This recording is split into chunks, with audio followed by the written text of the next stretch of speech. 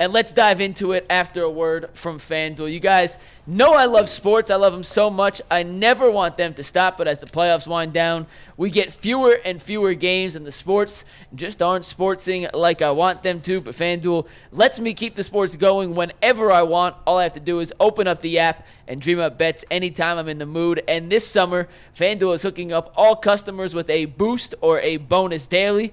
That's right, there's something for everyone every day all summer long. So head over to FanDuel.com/UCSS and start making the most out of your summer.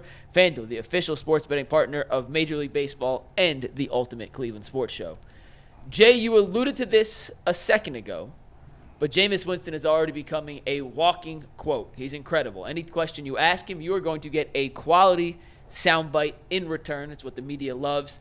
And he was asked yesterday by Mary Kay a question about the scrutiny Deshaun is going through and how much public perception is on every throw he throws in training camp, et cetera, et cetera. Here's the question and Jameis's full answer, which will set up the next part of this conversation. Steve, let's hear it. James, we're scrutinizing every single one of Deshaun Watson's passes, because that's what we do. But he's got so much intense focus on him right now, and of course he's coming off of surgery.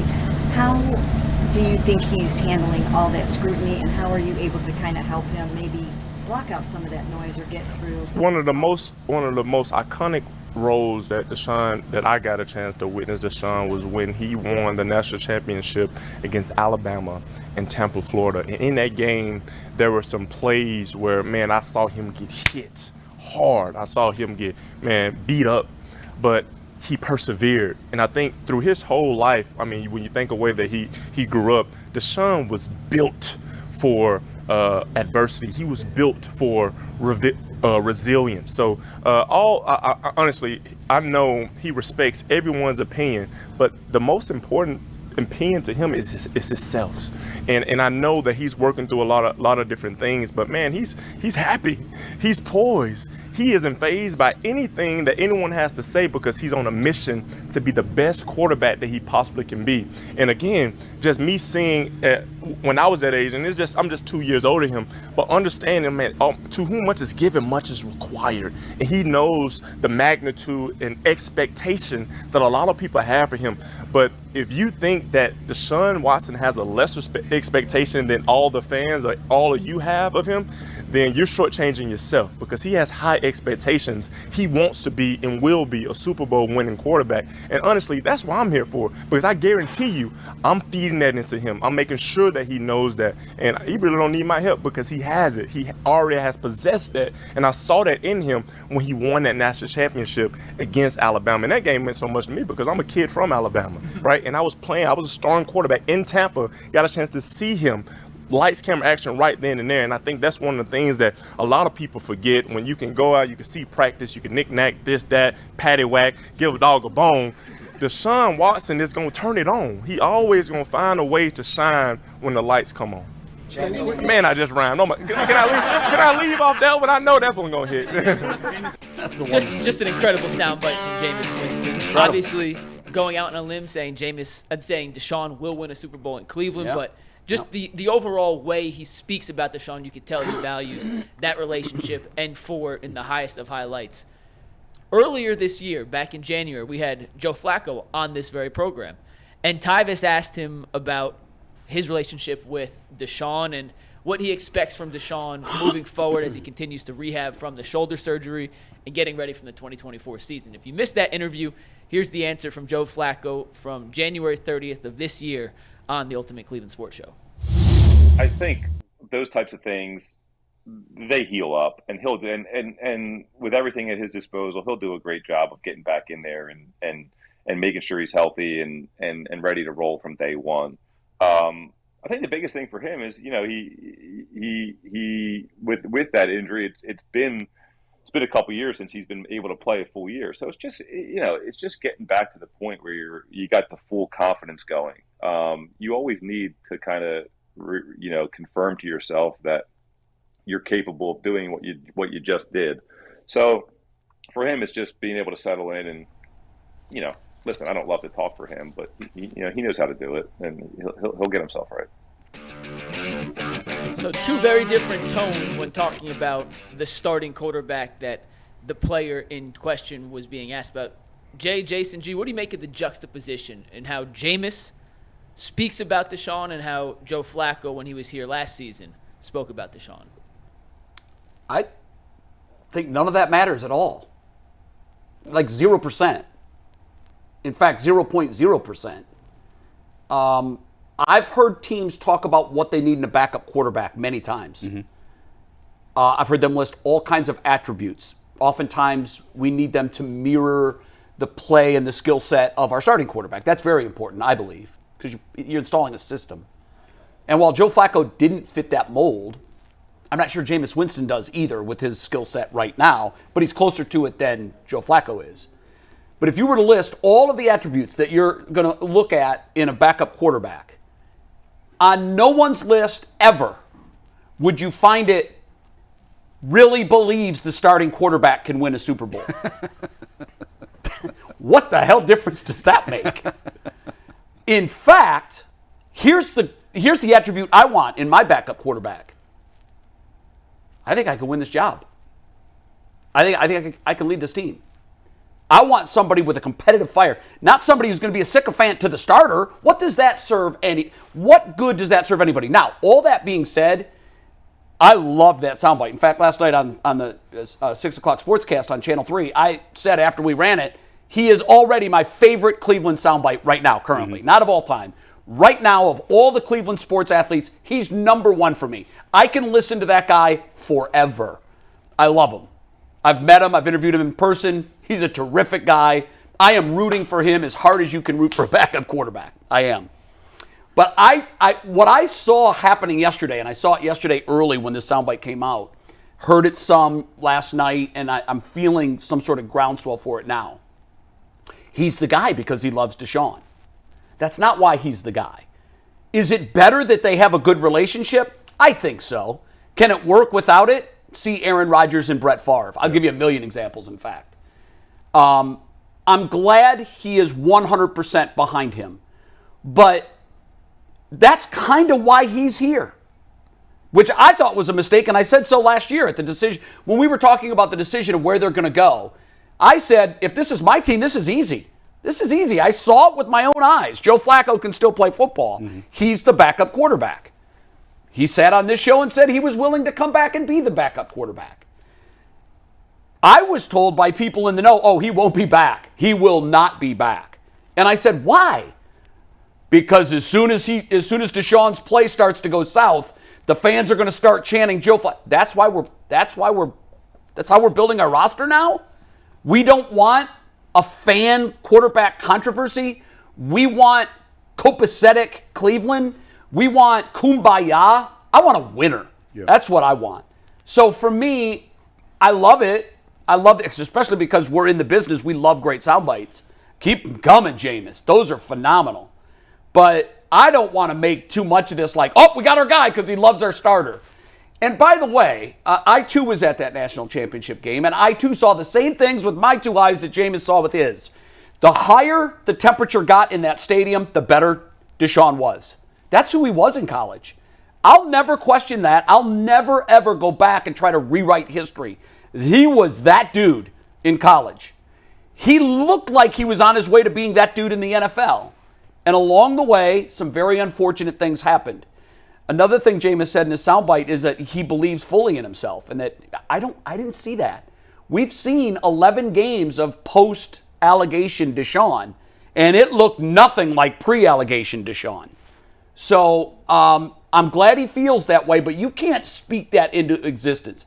And also, and I'm curious to get your guys' thoughts on this, I don't think you do your starting quarterback any favors when you say with your chest that he can and will win a Super Bowl in Cleveland.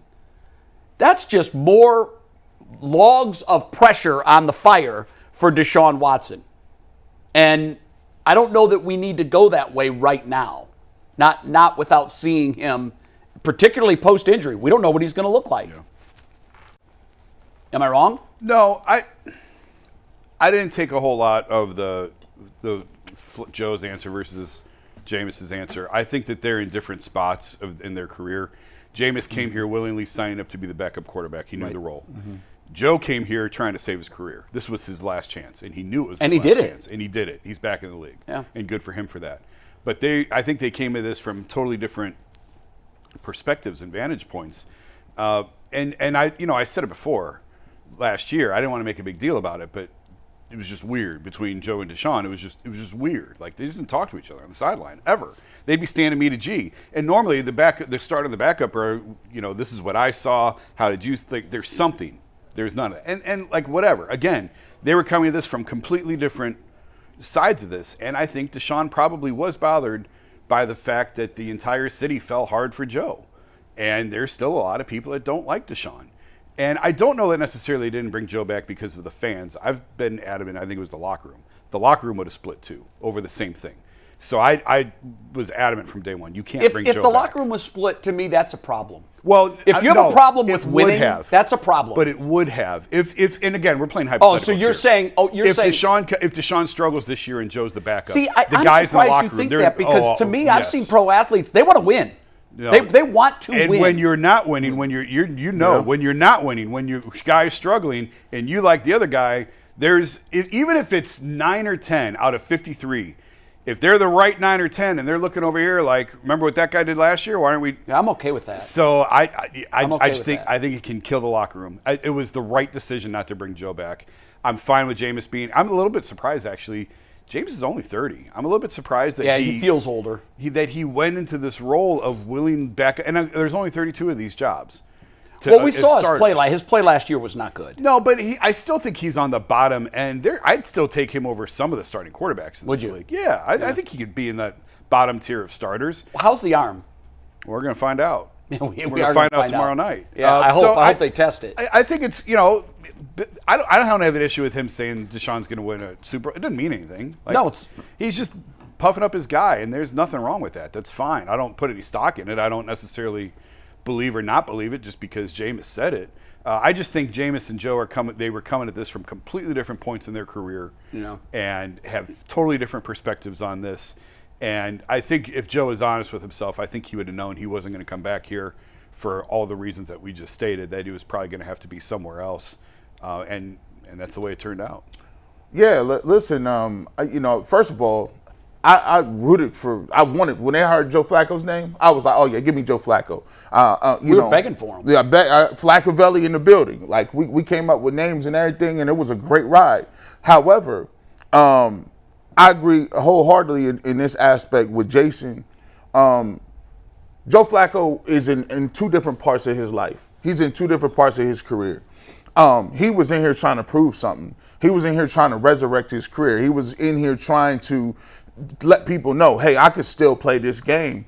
And when you're in that type of mode, he's not into the whole back and forth and rubbing shoulders. Exactly right. You gotta be in kill mode. And there's always a point in time in your career where you're gonna be the guy that's hunting, and then you're gonna be the guy that is actually helping the young guys out. Yep. And sometimes people realize that earlier than others. Jameis Winston is at the point right now, he realizes that point in his career is already upon him, even though he's younger. All right, he's a little younger. He said in an interview he's only about 2 years older than Deshaun Watson, right? So, and I think this was very strategic, and the reason why they brought Jameis Winston in here.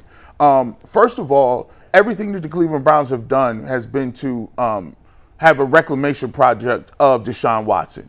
That goes for the offense. That goes for the way he views the system and what we want him to do. It even goes back to the situation with Kevin Stefanski saying, I want the same voice in his ear, so I'm going to keep talking to these plays.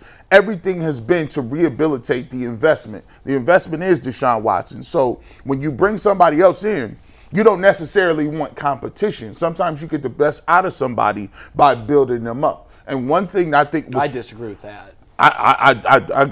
Listen, I'll tell you this. One thing, and I'll give you. I mean, that's probably one of the most important roster spots. Look at last year. Backup quarterback? Yeah. But here's the thing. And what I said in the middle of last season came true in the offseason. I said you're going to see teams value that position more than they have in the past few years. But Jameis Winston is not like he can't play the game. Well, he's not. That's another issue, G. Because I honestly have to say, I don't know if he still can. I know his numbers last year were not good. You know, I look at it like this. Jameis Winston has the talent. He's the first number one overall pick. And second of all, they brought in a person that can identify and understands what Deshaun Watson is, and currently is going through.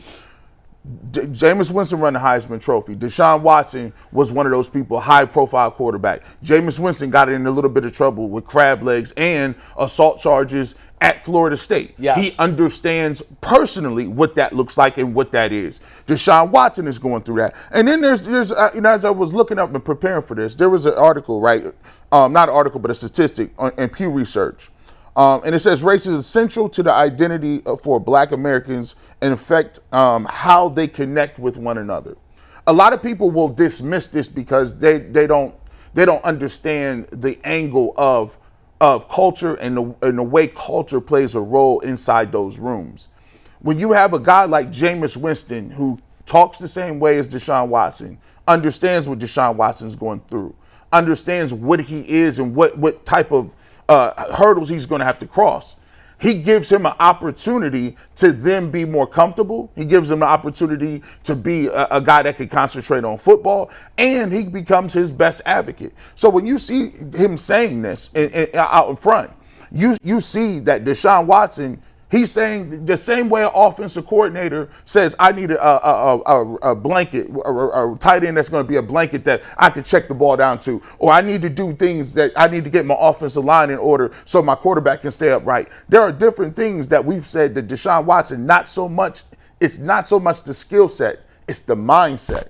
And this move to me was a move to get Deshaun Watson in the right mental state, not so much of an aspect of his throwing. If that's true, that's fine. That's one thing. Wouldn't think that Deshaun would feel uncomfortable with his race or culture when he is in the majority of the roster. It's not like he's surrounded by 52 white guys and hey, let's give him another guy of his race so he can identify with someone.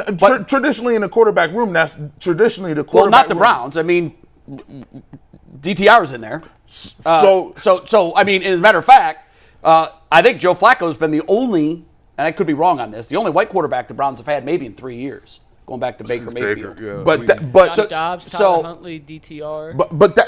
But Josh Rosen for Jacoby Brissett. I don't think he counts. Although you're right, technically they did. But a lot of people but pointing out, but that's by plan. And I don't even want to dismiss that. I mean, again, if you want him to be most comfortable, that's great. But here's where this becomes a real issue.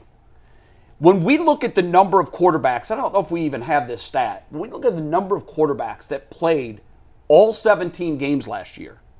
It was 7 or 8. Yeah, you're talking about them. And they all made the playoffs. They all made the playoffs. In all likelihood, there's going to be a time this year when Kevin Stefanski takes his headset off and looks for Jameis Winston. Mm-hmm. We got to put you in there. Whether it's unlikely will be because of poor performance, it more than likely will be because there's an injury, whether serious or a ding. And I think we found this out last year. I did. When you look at the roster construction, there's obviously quarterback is clear and overwhelming number one. Mm-hmm. And then you can go, defensive end or an edge rusher, wide receiver, running back, defensive back, whatever. Somewhere in that pantheon, the backup quarterback has moved up. Rightfully so, I think. Mm-hmm. Because we even said on this show, and I used to hate when we said this, Bull was mostly saying it, but I hate this because it's a defeatist attitude. Oh, if the starting quarterback goes down, your season's over. Forget about it. And I don't think that has to be the case. I do think that most likely in the last couple of years in the NFL, because of how they have deprioritized that position, primarily because of financials, that's kind of become the case. But what we saw last year, we saw 5 different quarterbacks and one who was on his couch come in and resurrect the season and take us to the playoffs. Mm-hmm. So I don't like that attitude like, well, hey, you lose your starting quarterback, you're done. I think 2 things are true. I think that was the case 15 years ago.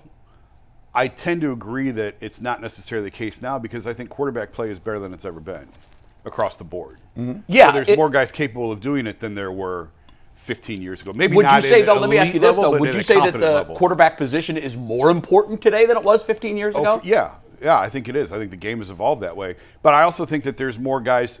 not elite, but competent. You can get competent Right. quarterback play more than. And I agree with that, by the way. And the theory I posed last year on this show, and I talked to executives in NFL teams, and they agreed with me.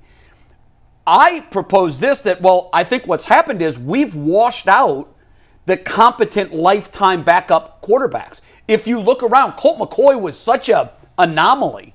What was happening was you weren't seeing guys on second and third contracts in that backup role. You were seeing rookies that were completely unproven. Why? They're cheap and their contracts are manageable. Right. So I think what teams learned last year when they were dropping like flies and teams' playoff chances were dropping like rocks after they lost their starting quarterbacks. The Browns were the anomaly, by the way.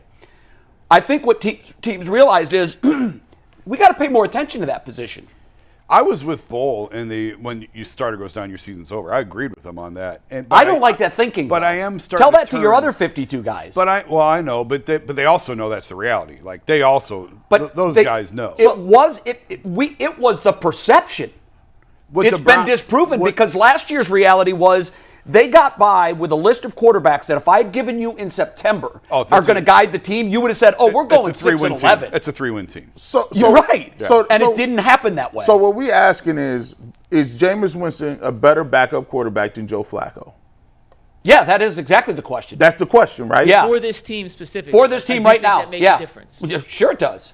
Listen, I don't have a problem. Look, I tell you, Jameis Winston threw for 5,000 yards in this league. 5,000. Flacco's won a Super Bowl. That's great. I get that. But when you look at it, and I do disagree with this, though.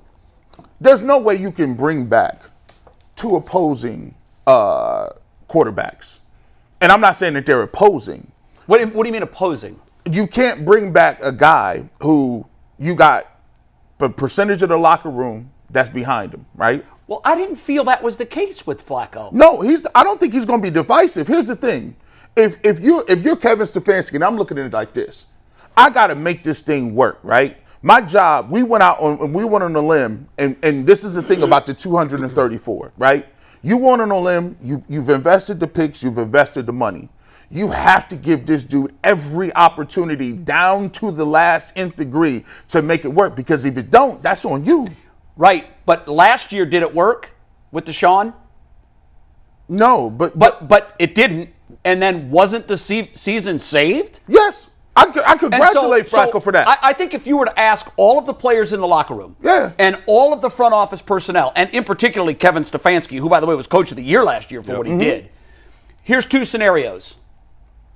Watson goes down, Jameis comes in, underperforms, you miss the playoffs. Or Flacco's on the roster, Watson goes down, Flacco comes in, does what he did last year, you make the playoffs. I think that's a no-brainer. But I also think it's a huge leap to assume that Flacco's going to do what he did last year, because he hadn't it may played be, like that. but we've seen it. He hadn't played like that in years. No, I know, but the most recent sample size we have. No, now, I he know. was awful in the playoff game. Yeah. Awful. Yeah. That's why they lost, in my view. They weren't good anywhere, but he certainly didn't help. He was more the reason they lost. But so, for me, and maybe I think that the players are competitive enough. I remember I covered two different situations where there was friction with the quarterbacks. And I remember the head coach, who I won't name, in one situation. The other one was Tony Dungy. He talked about it publicly. The other one did not talk about it publicly, talked about it to me off the record. The off-the-record comments were so telling to me. He said, do you think I'd give a rat's ass if these guys like each other? And he was a veteran. He'd been around a long time. Yeah. And this is what he said. I get better results when they don't like each other. and that's arguable, but he gave me a few examples. You can do it that way. The Oakland A's hated each other in the 70s. That's exactly right. And the Yankees weren't exactly kumbaya either in the 70s. But y'all gotta listen to, you gotta figure it like this. We all, y'all been in this industry. Yeah, just take TV and radio. You got lead guys all the way. Let you bring another lead guy from another network, right? I just talked to Stephen A. said that. Stephen A. said, oh no, we're never doing that again because I'm at a different point. When you got two lead guys, if you bring another lead guy in somewhere, the egos is out of control at that point. They can coexist when you at this level, but it's hard to get two guys when you at this level, especially when you Flacco. He brought a Super Bowl. Well, he won that Super Bowl. It's hard for him to sit and say, I'm going to sit behind you and you ain't done what I've done, right? I'm not saying he's going to be a headache, But he's like, listen, and I asked him point blank. I said, Joe, do you believe you're one of the best 32 quarterbacks in the world? And he said, without a doubt. Now, that's what he's supposed to say. I want him to answer That's that. what he's supposed to say. And by the way, I would hope Jameis would say the same thing. Yeah, I need him to say that. If he says, you know what? 12 bars on why he's one of the 13 best quarterbacks in football. Yes. I'd be all for and, it. and here's what I would, if he were to say, probably not. I've got myself 35 to 40. Immediately I cut that player. What? Yeah. He's supposed to say that. It is a supremely confident position. And when that confidence goes, and by the way, that's exactly what I think we're looking at with Deshaun Watson. When he had that swagger, when he had that chip, and he had that Heisman, and he was rolling. And you want to see what impact confidence can have on a guy? See Deshaun Watson's career.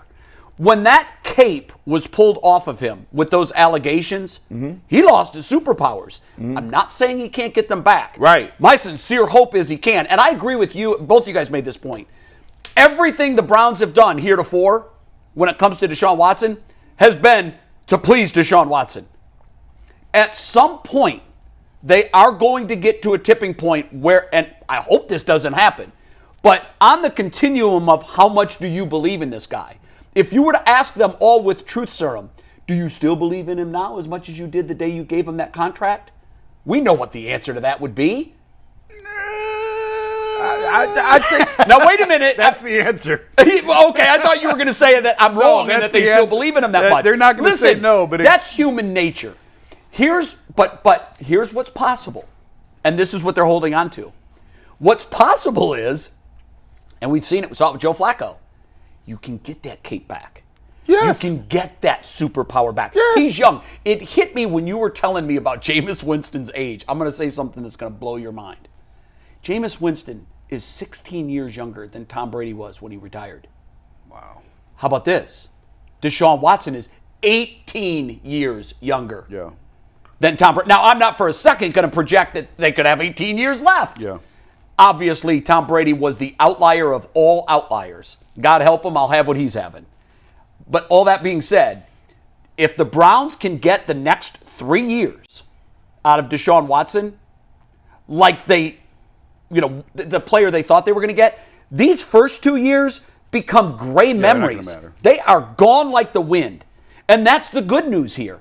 But this is why this year is the critical year. This gets us to the halfway point.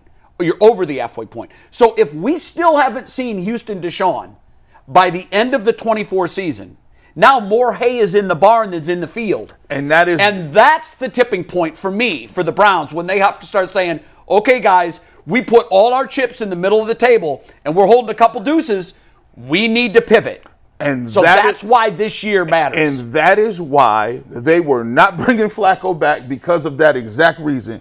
This is the tipping point. I need him to look a certain way, act a certain way, be a certain way. They've done everything they can. They basically, I wouldn't say they did everything to appease him. I think that they're doing everything to make it work. They're building his runway for success. To make it work. And I do agree with that. So I know my points almost sound like they're contradictory. However, to me, I've got 52 other sets of eyeballs that are looking at me. And it's almost like the family that has a lost sheep child. And the parents spend so much time trying to bring that one back to the family that they lose other sheep. My hope here is that at week 5, if he's not playing well, or if he gets injured and you put Jameis in and it becomes a dumpster fire, everybody's going to look around and say, where's that Flacco guy?